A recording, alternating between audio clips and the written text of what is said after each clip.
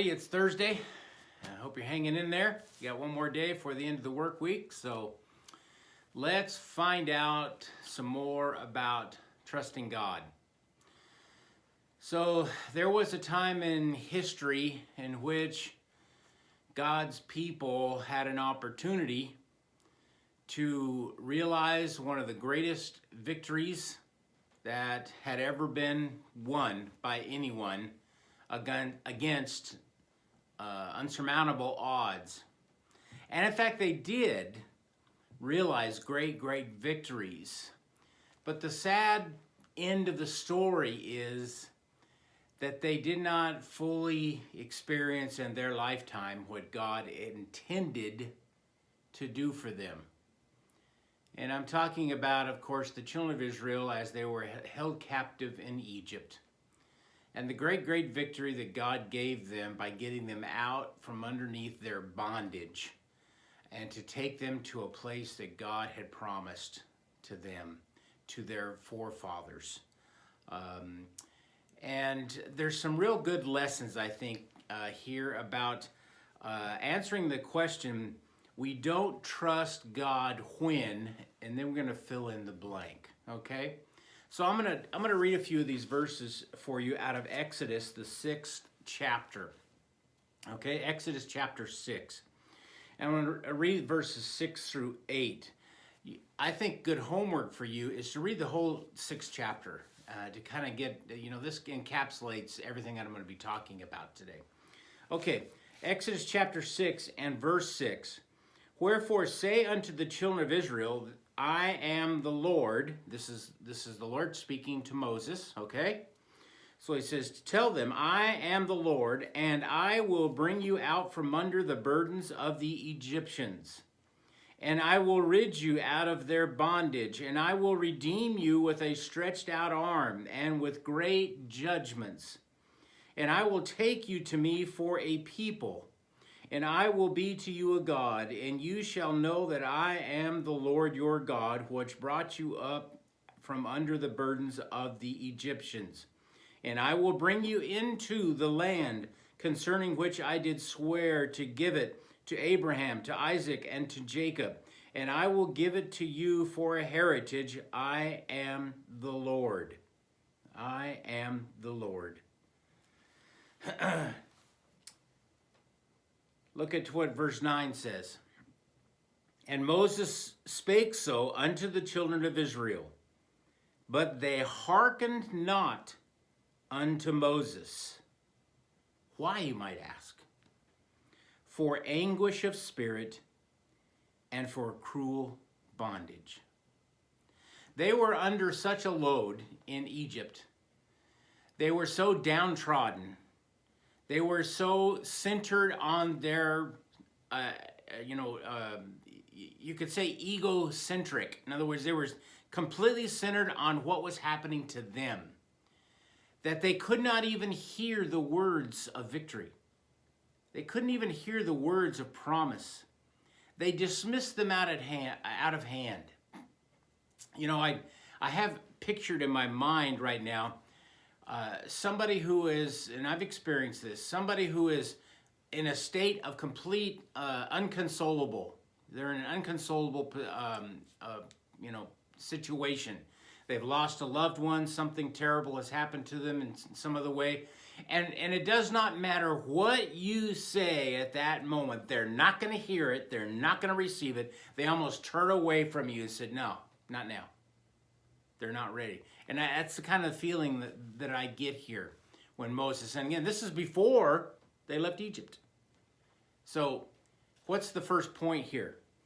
We don't trust God when we are way too self-conscious and egocentric. If you find yourself not feeling like you can trust God, I can guarantee you one thing, which is you are dwelling on, you are thinking about, you are focusing on yourself more than God.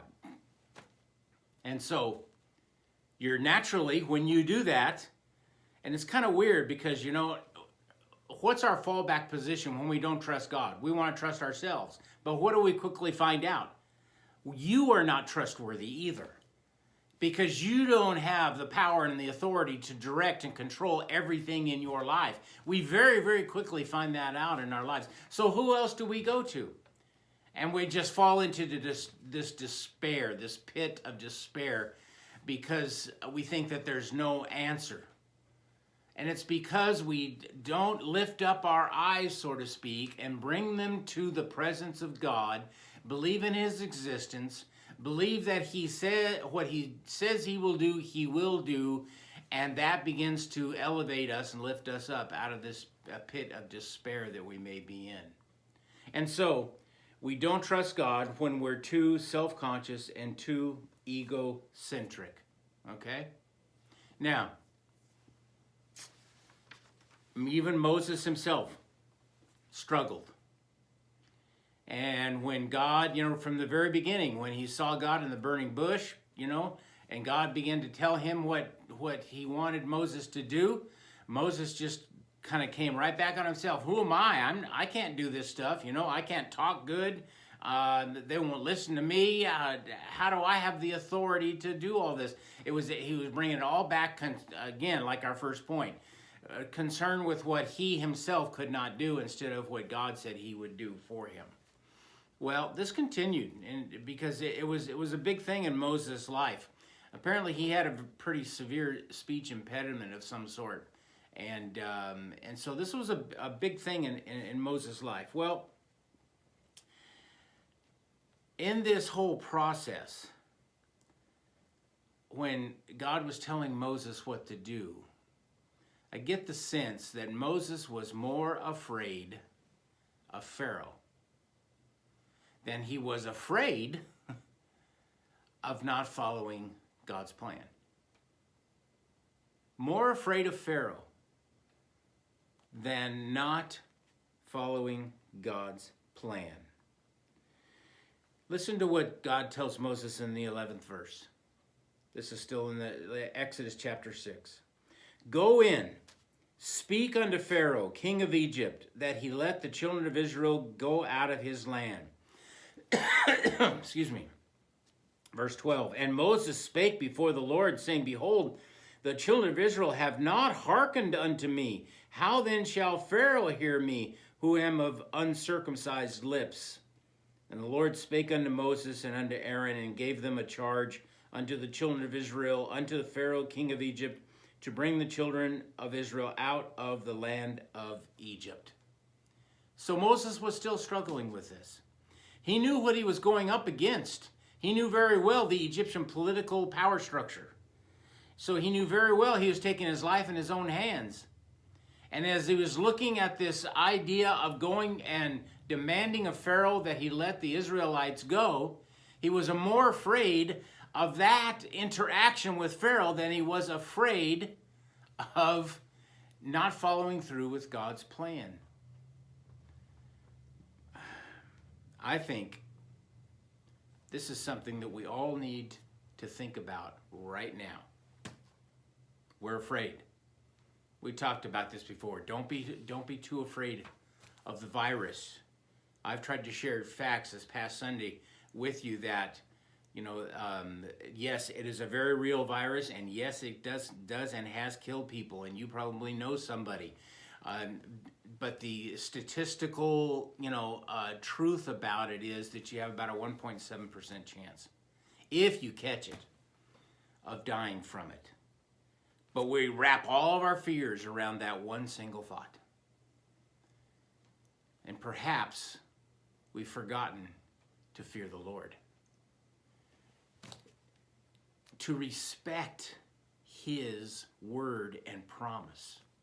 So when he tells us to assemble together, when he tells us to come worship together, when he tells us to serve together, when he tells us to support one another, when he tells us to love one another, if we forget those things, if we just turn our back on those things because we are fearing something else, I think perhaps we need to realize the fear of God in me should be stronger than the fear of whatever else. You may be thinking, Mark, you're expecting me to risk my life to serve God? Bingo. Yes. We all need to be willing to risk our physical life to serve the living God. Okay, third thing. We don't trust God when we ignore his promises. Like I said, the children of Israel couldn't hear those promises. 7 times in the 6th chapter here that we've read, 7 times God said what he would do. 7 different things. It got 7 promises of God. God said, I will bring you out. I will rescue you. I will redeem you. I will take you as my people. I will be your God. I will bring you into the land. I will give it to you as a heritage. God promised 7 times what he would do for his people. But guess what? Those promises tended to be ignored. And even when God followed through and got them out of Egypt, as soon as something would happen that wasn't absolutely perfect, their fears rose again and they forgot about the promises of God. The bottom line here, you want to trust God better in your life, keep your eyes on him, not on yourself, not on your circumstances, not on what's happening to you. That's your circumstances. Don't dwell on those things. Keep your eyes on the Lord. Fear him in holy reverence more than you fear anything else in life. And you'll start to kick on the keys. Will you do it every day? Well, if you're like me, you won't. Because we are like this, up and down, up and down, up and down in our life for the Lord, because we're still in these frail human, clay pots, as the Bible talks about. But there's great lessons to learn, and we can get better. Trust God. Keep your eyes on him and not yourself. All right, we'll see you next time.